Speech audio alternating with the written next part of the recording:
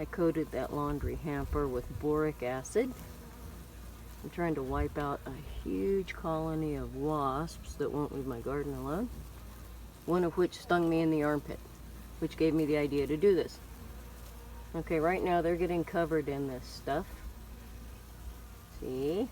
And there are even one slamming into it from the outside.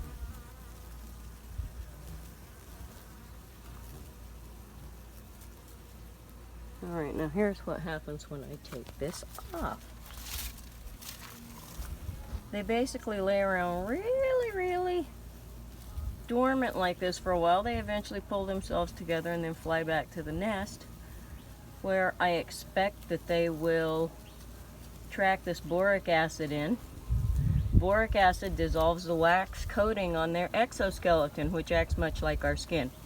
It does the equivalent of if you were exposed to something that dissolved your skin off very slowly over time.